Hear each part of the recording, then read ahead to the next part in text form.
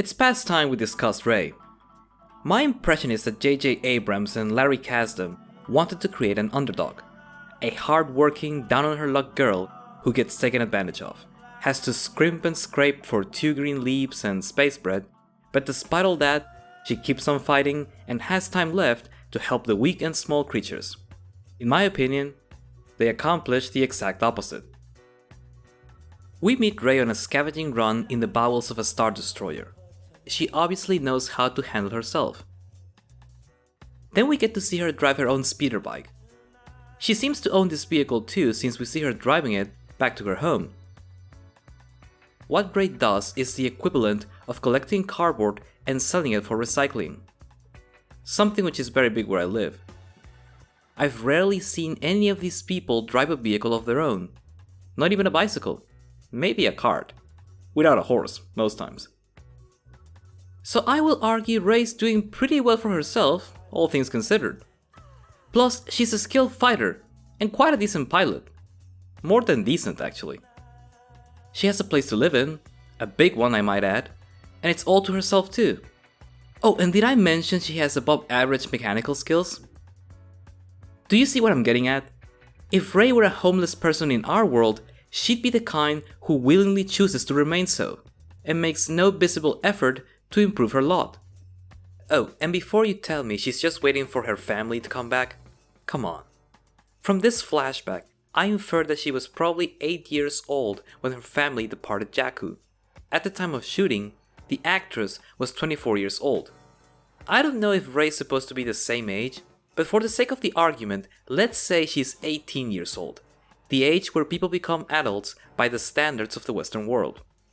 That would mean she's been pining for her family for nearly 10 years, and for some reason, she still expects they'll come back. She's been alone for a decade. Why on earth does she need her family back? She's had enough time to build a life of her own, learn how to fight, and even how to fly ships, and do maintenance on them. Okay, let's say she loves her family really bad. Why can't she leave the planet and track them down?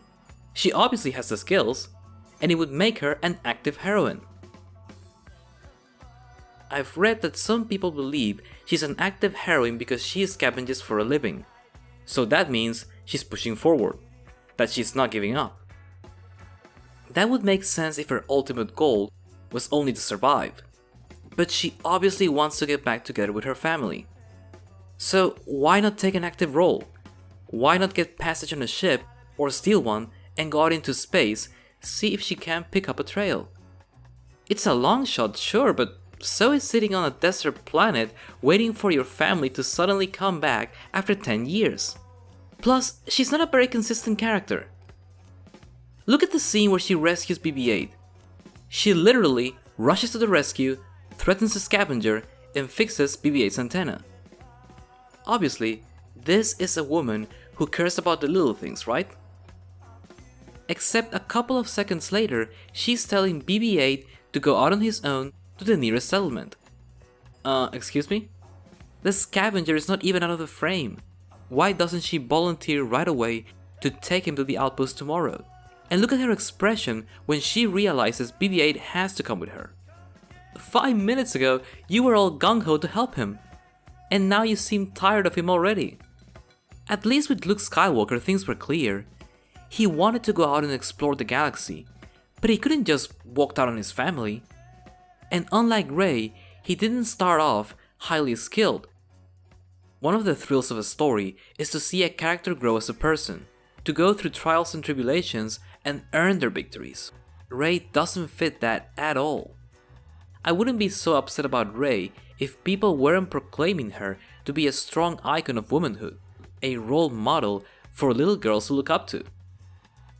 Don't tell me there's been a scarcity of empowering female lead characters in the last 2 decades.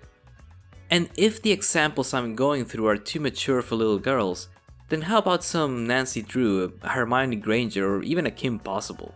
At least they earn their victories. You want positive role models? Then don't settle for the first rushed out, one-dimensional character that comes along. Go for somebody more real and coherent. At least somebody who doesn't live in denial for 10 years. Join me in part 5 for a showdown between Darth Vader and Kylo Ren, and let's find out just how deep Kylo Ren is or isn't. Until then.